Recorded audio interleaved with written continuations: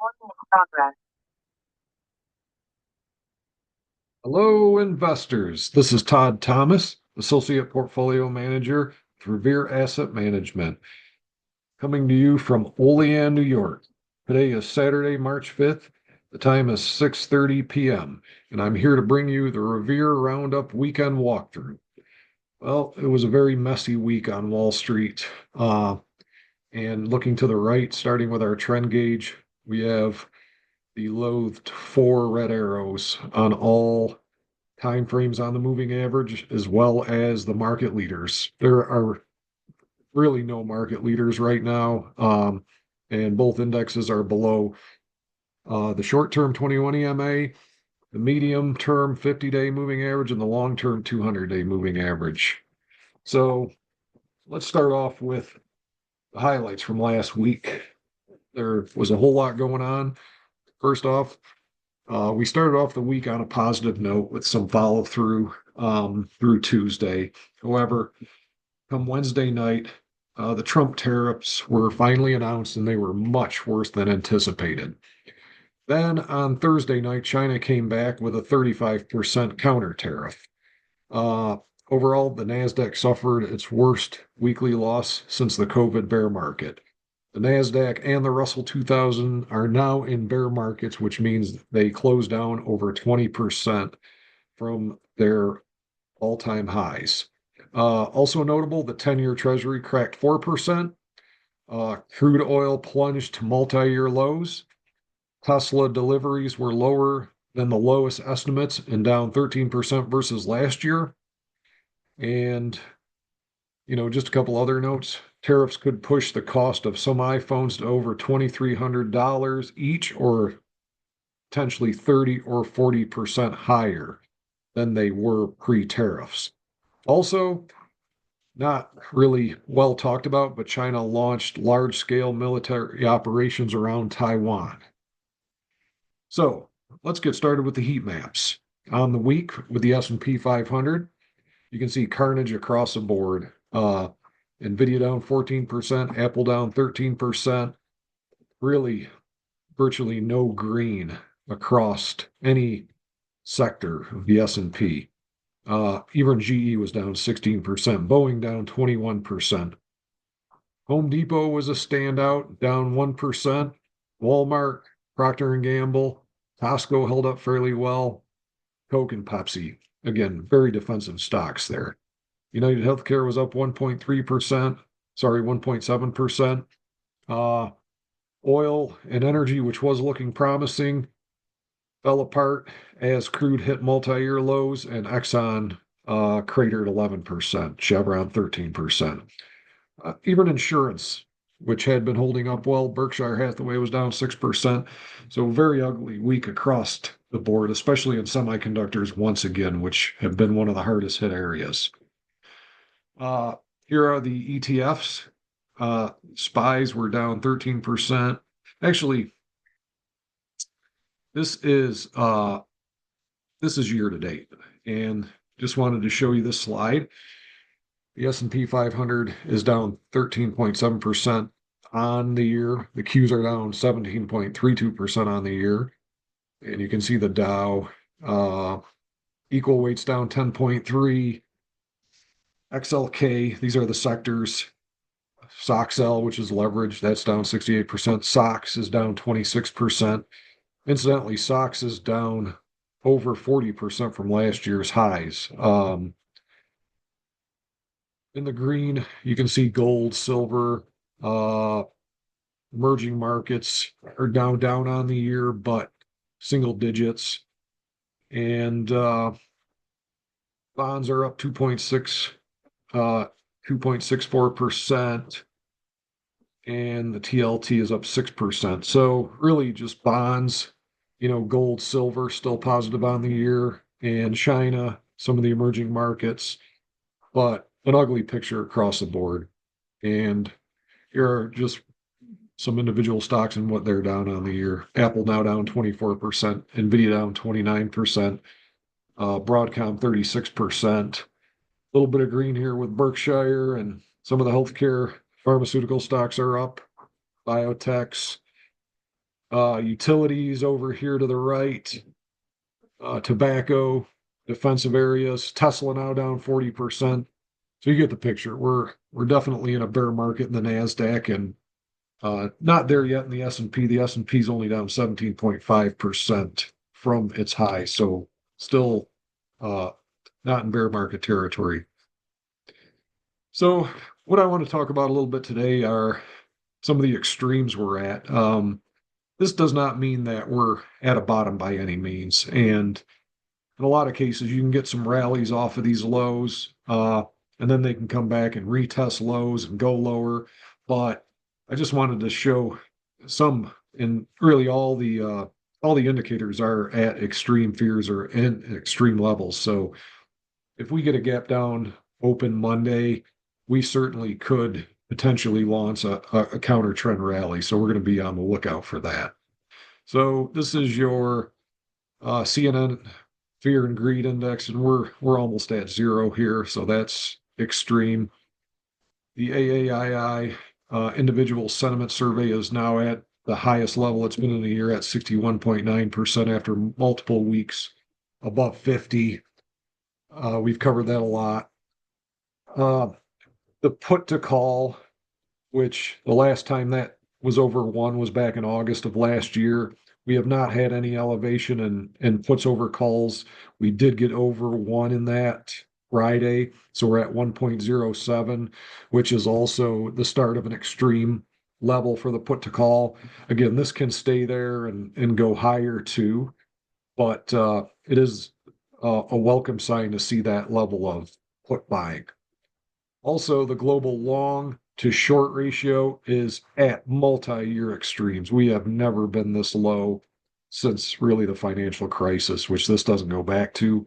But you can see since 2011, we are at an extreme in the net long to short ratio, which shows lesser longs, a high level of shorts.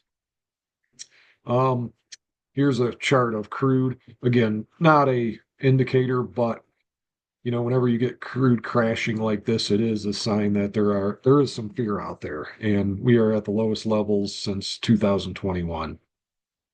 Now, this is an indicator that a lot of people talk about. This is the T2108. I forget which platform this comes from, but I've watched this for years, and this shows the percentage of stocks above their 40-day moving average.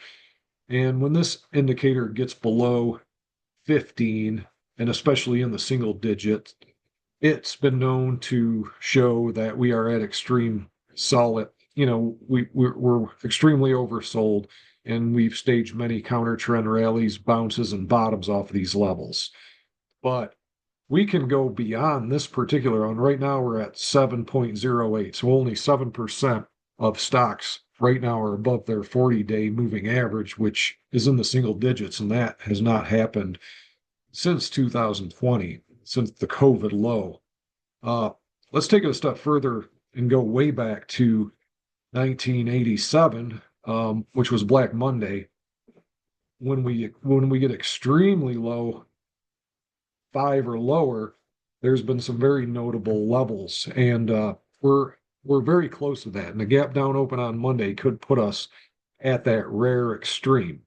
But what I wanted to do is go through and pinpoint some of these time frames on market surge and show you what took place and how the market behaved, bottomed, did not bottom, went on to retest low, or whatever happened here.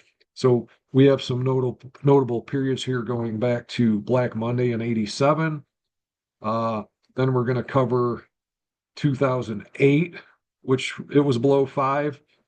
That was a financial crisis, the start of that bottoming process. And then 2016, which was the crude oil crash, Shanghai crash. 2018, or actually 16 was that was the crude oil, Shanghai. 18 and 19 was Trump 1.0 tariffs and trade war, and then 2020 COVID, and now potentially this one. Well, let's go back to the 87 crash.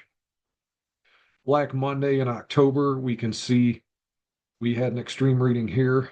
It did lead to a counter trend rally and a retest. So it did not ultimately result in the low because we did go and make a slightly lower low and retest it. So this is an example where we did stage a rally for a few days, and then a few weeks later we came back down and retested. Now, if we go to 2008, the financial crisis, this was again the second worst time period since the Great Depression. So we really had several levels of extremes on this.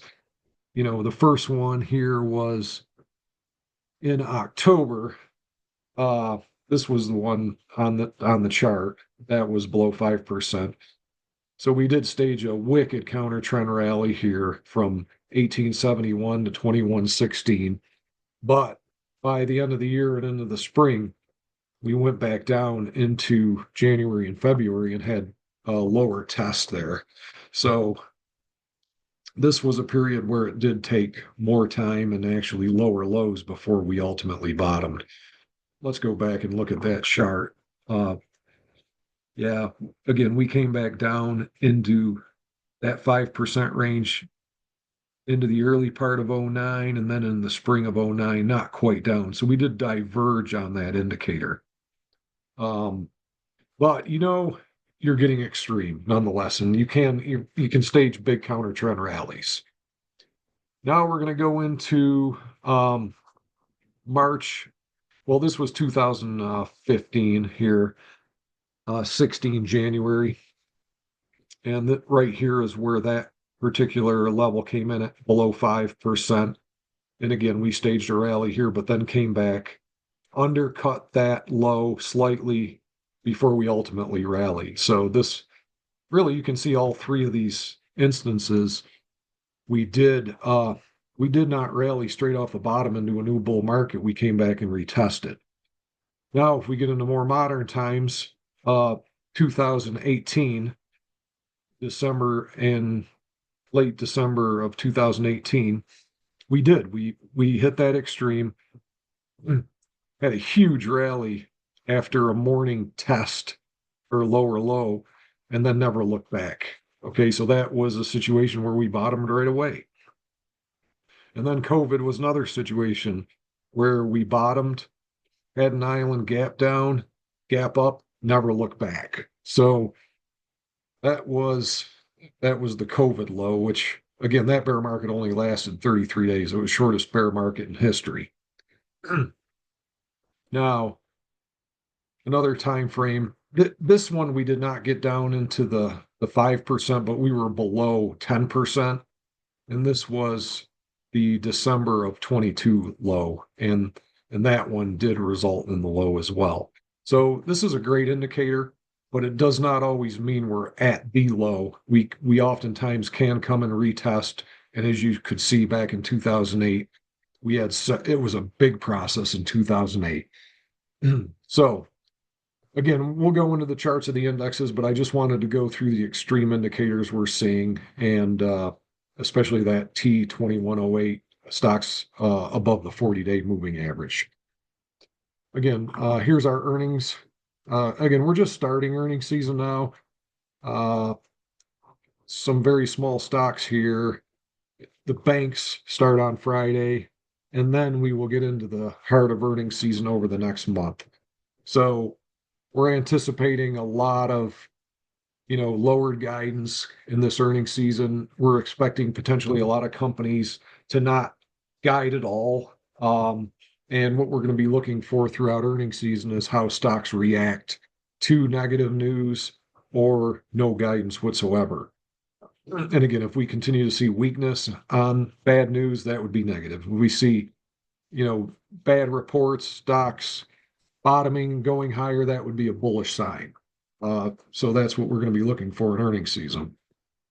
Now, if we go into next week's earnings or economic news, we get into the CPI on April 10th, the core CPI, Treasury budget, PPI, and the University of Michigan consumer sentiment. So toward the end of next week, those are important numbers for inflation. And let's go to the charts. All right. Well, we can see here after a rally attempt Monday through Wednesday. Again, last week we had Trump announced 25% auto tariffs. So Wednesday, Thursday, Friday, we solidified our position in in weak territory below the 200-day moving average on the S&P. And then this week we had a rally attempt 3 days. And then Wednesday night came out. The tariffs were much worse than anybody anticipated.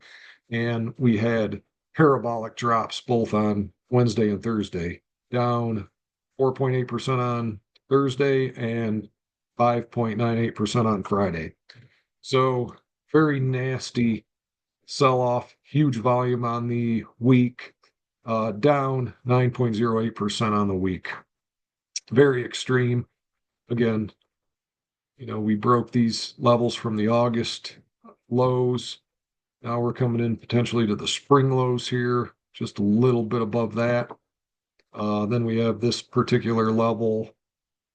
We also have 48.18 in here. So a lot of levels in here that we could still come back and test into. NASDAQ, again, ugly week, down 10.02%. Again, the NASDAQ's down 23% from this high in December. And in bear market territory, again, all the moving averages are now turning. The long-term 40-week moving average has a negative slope, very ugly here. So even if we have a counter trend rally off of this, say we get a gap down on Monday and a rally, we expect that there's going to be a lot of headwinds with the overhead and many people that got caught into this downdraft and are underwater. So this is not going to be an easy market by any means. Qs down about almost 10% on the week. Equal weight, again, same thing, 9.7%, 19.7% off 52-week highs. So not quite in bear market territory, but almost there. RSP, 8.5%, 16% off the highs. Russell, huge bear market, all averages crossing lower. And the Russell was down 9.7% on the week. VIX, huge spike. Incidentally, this could have been another chart in the extreme area here, as this was a massive move on the week, and most of it took place on the last 2 days of the week. So, again, lots of fear there on the VIX. US dollar, another down week of 1.11%. We cracked the key level on the 10-year. This is the 30-year bond, and that was down. Yields were down to 4.388, down 5%. And the 10-year cracked 4%, closed at 3.985, and that was down 6.35% on the week. So this is really what Scott Bessent, Treasury Secretary, wants to see, as $9 trillion worth of Treasury bonds need to be refinanced or redeemed by June of this year. And every basis point decline in the bond yields are, save the U.S. government a couple $2 billion. So they're trying to get this down as low as possible. And that's really been the theme here. TLT is the long, which GROTECTION is long. That was up 3% on the week. This shows what bond prices are doing. XLE, after a very nice long base, cracked hard and broke down to multi-year levels here, all the way back to 2023 on these. And we saw crude was back to 2021 prices. Bitcoin was an area of strength on the week, up 0.3%. So again, something we're going to watch, still holding really into this post-election area and potentially could build from here. Scott Bessent mentioned that this is a store of value. So we will see. And semiconductors, really one of the worst, most down 16.4% on the week and 41% off its 52-week high. So this is this is as bad as it gets in that group. Again, everything from the AI semiconductors to the industrial automotive semiconductors to the memory makers. It's just carnage in semiconductors. And again, very cyclical. China down big on the week, 10.64%, as the tariffs obviously hit them hard. And silver just taken out to the woodshed for a 12.65% decline.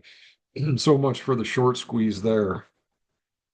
Gold, on the other hand, again, reversal week, down, but down only 1.5%, still showing relative strength in the metal area.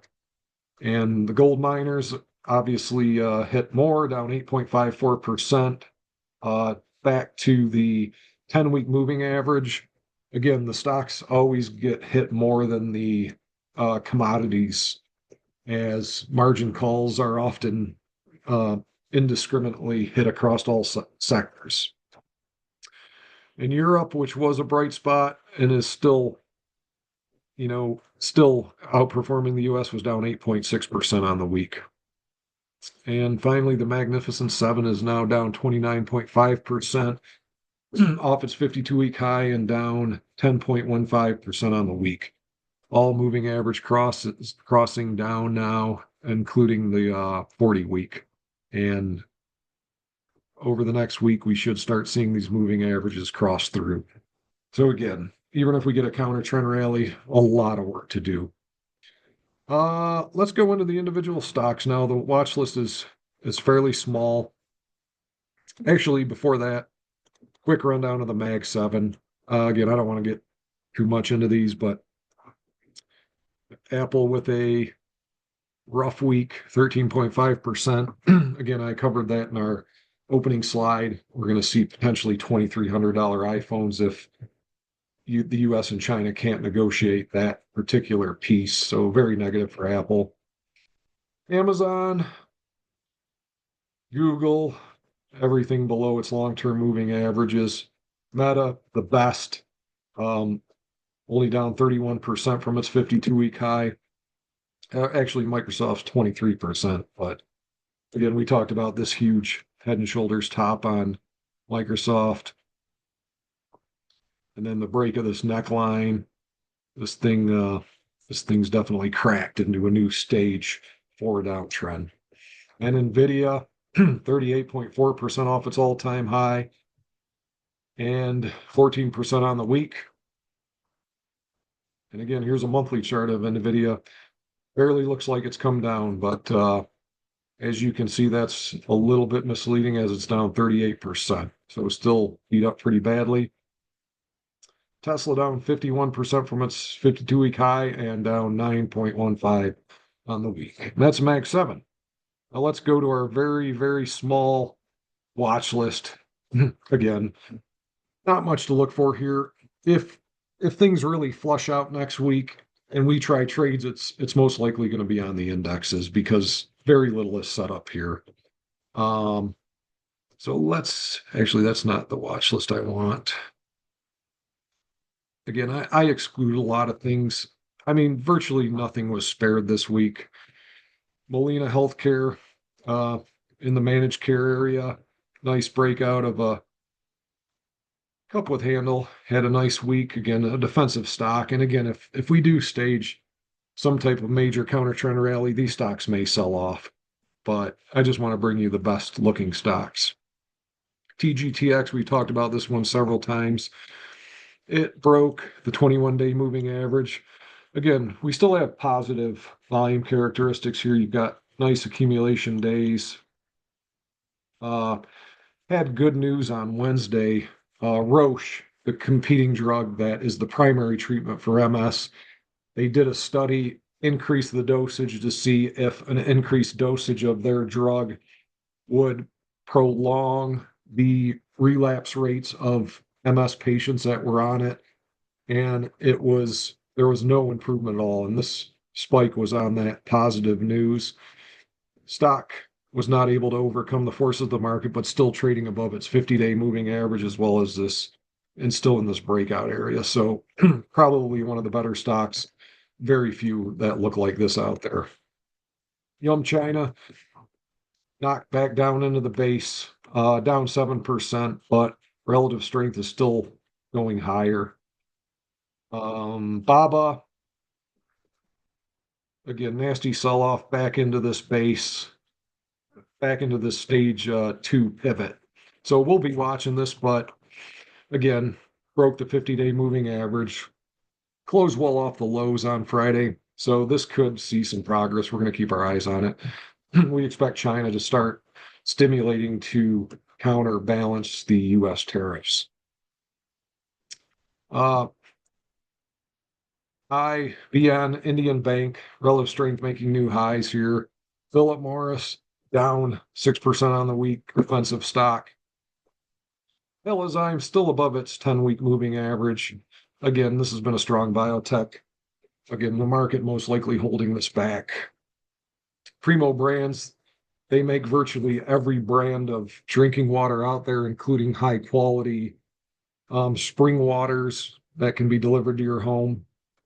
Relative strength, very nice here, and growth extremely strong. Again, I think they've been making acquisitions, but this has the can slim characteristics. Kratos Defense, relative strength making new highs, but a bad week. Just going to keep an eye on this. BJ's been a standout. Ollie's still very strong, relative strength making new highs on our watch list. And the auto parts makers, which will benefit from potentially $10,000 plus increases in automobiles due to the tariffs. Both of those look decent. And some newer names, unusual action. Again, choppy, not really set up, but Redfin had a nice gap here 4 weeks ago and closed at the higher end of its range, above all its averages. Rocket, nice week here. Again, they're into the mortgage processing area, I believe. And as interest rates come down, you could see refinancing start to hit at a pretty rapid rate. So you're seeing huge volume on the weekly here on Rocket Mortgage. MicroStrategy, after somewhat of a blow off top here last fall, showing some relative strength with Bitcoin. Still a 98 relative strength, and we're going to be watching this to see if it can get over its 21-day moving average and turn these trend lines around. Mr. Cooper, I believe, was bought out last week, so probably not something to play. Stride, relative strength making news highs. Beneficiary of the administration's change in education, but below the 50-day moving average. Again, it's slim pickings out there. Celsius is one that's poked its head back above its averages with an acquisition of a new beverage. I can't remember the name of it, but it has gotten back above its 200-day moving average. A lot of work to do, but it's just one that's showing notable strength. And finally, eBay, back into this base, but still relative strength making new highs. It's in a 14% base. This could also be a recession, a slowdown type play as people look to save money, both on goods with tariffs, but it did not have a good week. But it's acting well relative to other stocks. Again, very uninspiring list here. Here's a blue dot on another Indian bank, and that's basically it. So, again, we'd love to hear from you. Again, my name is Todd Thomas. You can see my posts on X at ToddMichael70. If you'd like to become a client, please give us a call at 855-REAL-WEALTH and ask to speak with Dan or Don. And our website is Revere Asset, where you can follow our daily videos as well as our weekend podcasts. And, we wish you the best of luck. Be careful out there. We could see several more weeks and months of very negative action. So we'll be on the lookout for some big counter trend rallies. Thanks and have a great weekend.